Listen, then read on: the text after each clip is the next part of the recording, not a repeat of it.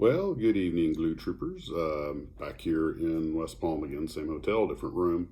And I dragged out my models, thought I'd do a little work on them. And when I popped open the box, I got the smell of, the sweet smell of styrene glue. And I was like, wait a minute, I shouldn't be smelling glue.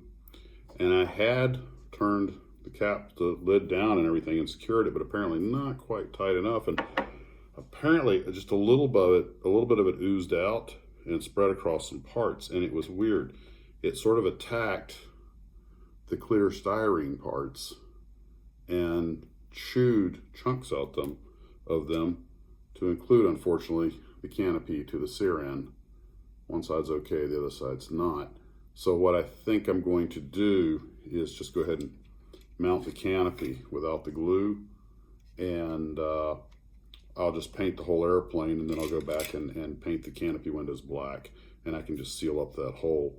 There's really not much, see if I can get that to focus. How close can I get?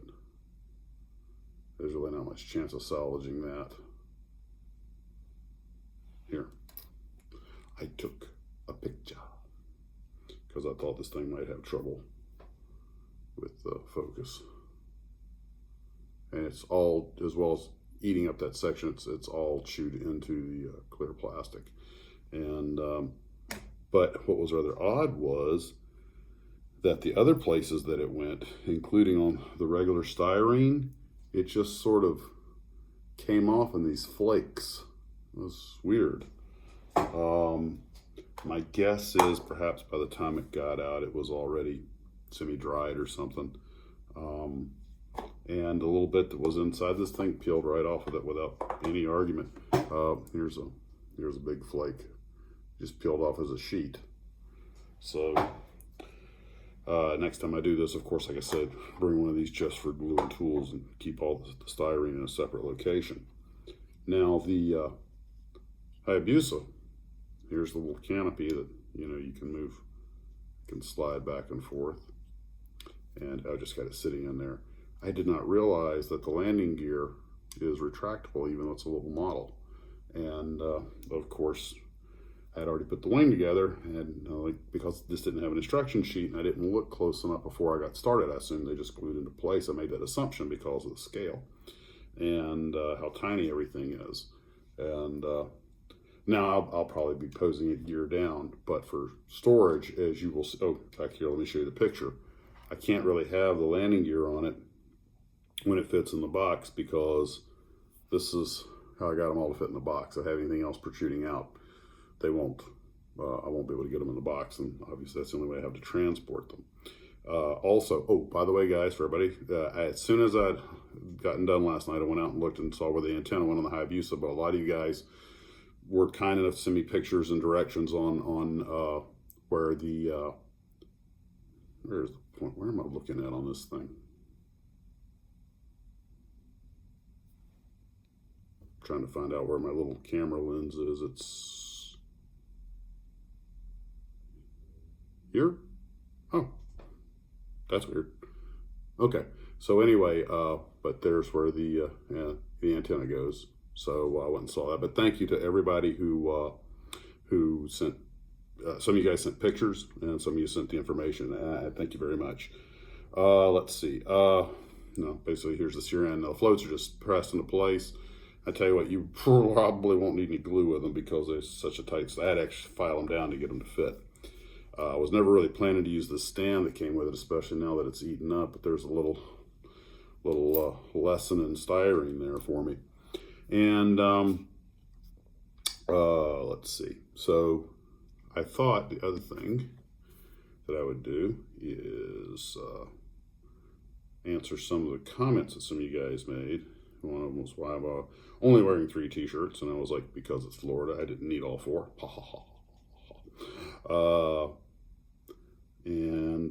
Let me go over here to YouTube and let's see how quick this thing can download. Maxis Models, your channel, look at the comments, go to that video.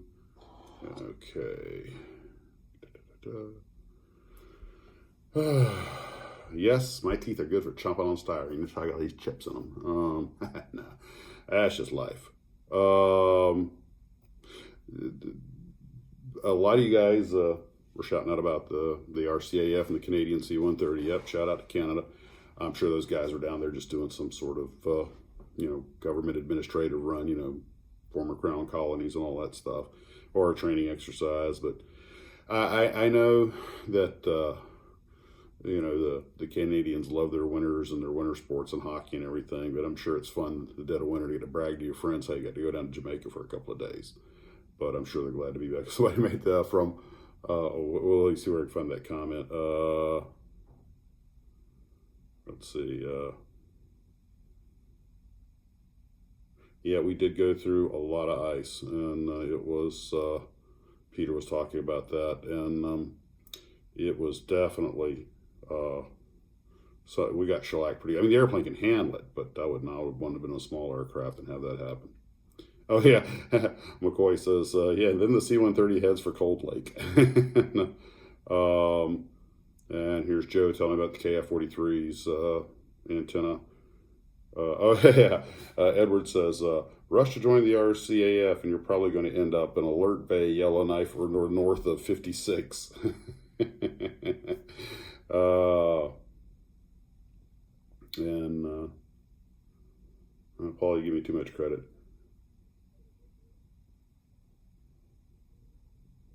And this one from Rich. Here we go, some Garfield, Orange Tabby. Teeth came before sprue cutters. The teeth for our sprue cutters as children. Second greatest generation.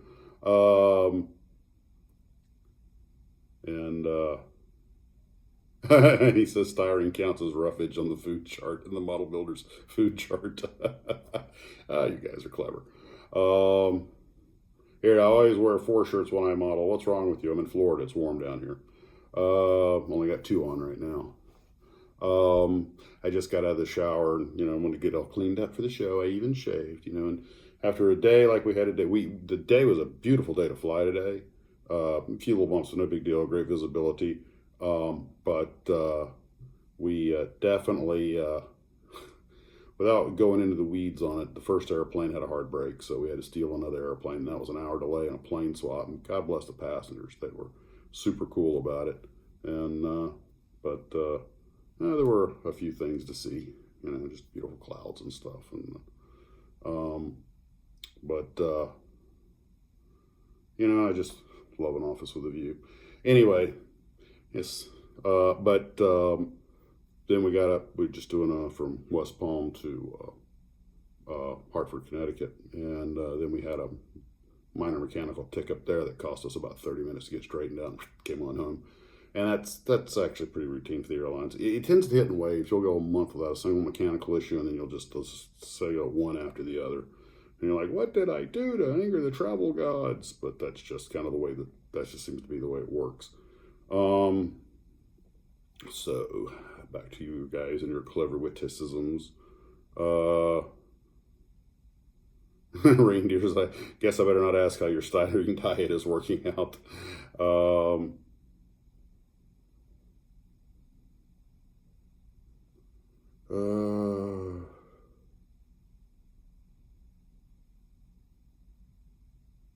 Here's a thought. What kit has been over the biggest distance in most locations? Maybe at some point when I have a trip that goes all over the place, I'll drag something with me. I can do a piece in each town. It's the best traveled model on the shelf. Thomas asked if I'd ever flown out of BDL. I know there's a museum there. I actually used to see the airplanes parked to the side. I've always tried to get over there. We don't normally do overnights in Bradley. My previous carrier we did. But they were always so short, I was never able to get over there. But it looks like good. One thing I remember seeing a Canberra parked over there.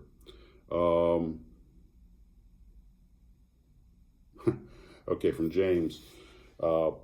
He's talking about he used to be in Sitka with the Coast Guard, and the RCF would come in and refuel from time to time. And one of his pilots, he says, taught him the proper way to say the name of his country. This is coming from a Canadian. C-A-N-A-D-A. C-A-N-A-D-A. Okay, I guess the candy day. I guess there's a joke in there somewhere. I mean, that's cute. Just um, it looks like you're working in the airport restroom. No, the restroom's over there, and I don't do this at the airport, but the acoustics are about the same. Let's see. Oh, I remember this. This is from Winfield, and he said that you guys probably read some of these comments. That he used to be in the monogram club where they would get a different kid every month. And the reason that I brought this particular one up was, of course, his parents always wondered why this was showing up on their bills, and he's like, "What? I don't know." But one of my favorite monogram kits is the B51B Dingwa. Now, it's spelled Dinghao, and me and my brother, for our lifetimes, called it Ding Hao because that's what it looked like. And then when I was at Mesa Airlines, I was working with a woman who used to be a police captain in Hong Kong. And she I mentioned it to her. She goes, it's pronounced Dingwa. And I was like, I said, how so? She said, I don't care. It's pronounced Dingwa. And it means good luck. And I was like, oh, okay. So there you go. All my life I've been saying it wrong. Winfield also talks about, he says it took him years to refine his airbrush method. One thing, he puts them in a squirt dropper and he spills less, but let's see, everything's in a squirt dropper bottle now. It spills less. Much easier to change the color cup than bottles. I can believe that. But I got to thinking about something. When you said the squirt bottle, at first I thought you meant like the lady's perfumer. Then I was wondering, I wonder if you could put airbrush paint in like a little atomizer bottle, or bottle, and paint that way. I'm not you wouldn't need a compressor. Somebody could take on the road, wouldn't need a compressor. Just a thought. Has anybody done anything like that? That'd be kind of cool, you little, pour it in there, just don't know if it'd work. That might be an experiment. Hey Chris, how you doing? Yeah, I got a 4-inch coffee spill on my uniform shirt. Fortunately, my coat covers it up. But hadn't even gotten in the airport. Got a convenience store coffee. Lid, failed to secure the lid. From Ray, I eat styrene and drink glue, and I'm a hardcore model builder. Modified from it's got to be from Heartbreak Ridge. Make a checklist. I know, Kim, make a checklist. And Paul, thanks. And John, the Sanwa guy. You guys all sending me pictures and stuff. I do appreciate that. Hudal points out that the Aichi M6A1 Siran never had a McCoy code because McCoy's team never saw one. And of course, they came out late in the war. And you know what? You're right. It does have that kind of Hankel 100 vibe to it. I'm sure it's using the Japanese copy of a Hamlin or Benz engine. Ooh, actually, there's a bunch of replies to that. Oops. Watch it with the fat fingers here.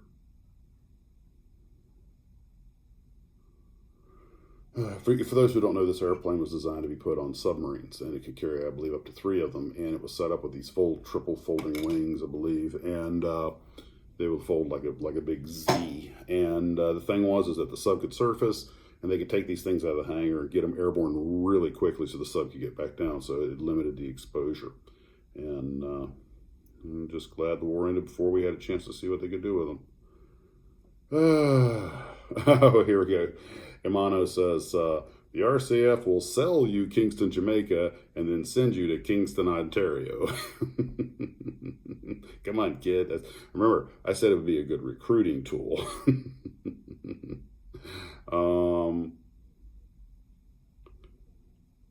So I just thought I'd go over a couple of comments, and I really did want to thank all you guys for sending in information. Tomorrow, go up to Hartford and then head down to Orlando, and I'm done. I'll be home for a few days. We have a lot going on, but I think I should be able to crank out a little content to get these bad boys finished off and painted. I'm going to have to pluck the skids off of this one, but I guess I can go ahead and glue this on. Well, you know what? That's going to need some more. God, I hate to do this, but I'm just going to have to file this down. And but like I say, I'll just paint over the whole thing, and then probably use black decal squares to make the windows on it. Nice thing is the other half's in good shape, so I can mirror image it, and that'll also plug that hole. I would say I could do battle damage, but I don't think the CRN actually ever saw any combat. Otherwise, I would just make this battle damage, you know. And that's the nice thing about building tanks, you know. Oh crap! Look what I did. Okay, put a whole black soot around it. Drill a hole. Ah, there you go. Yeah, she took a glancing blow. And I'll just go ahead and do this right now. I've already pre-fit the part. Between the LS kit and the Aoshima kit, I guess they're kind of on par with each other.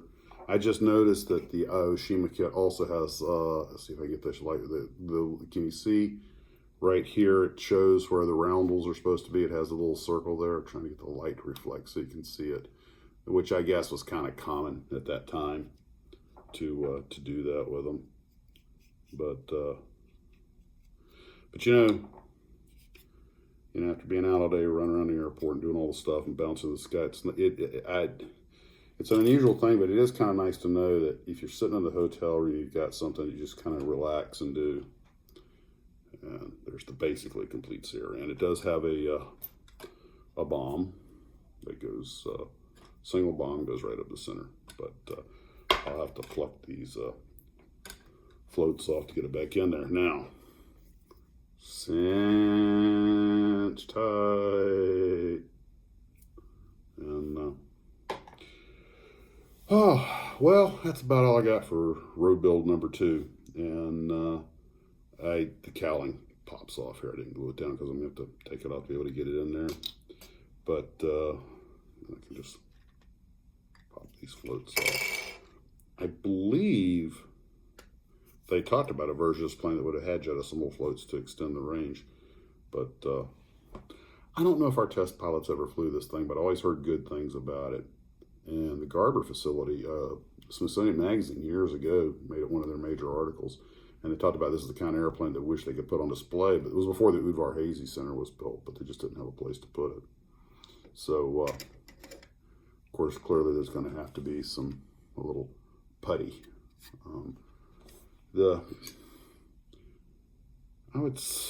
It's really, I put them just about on par with each other, I guess. I think I like the styrene a little better that the Aoshima kit's made with. Got a little bit of shit might have happened in the box. Try and get that lined up better than that.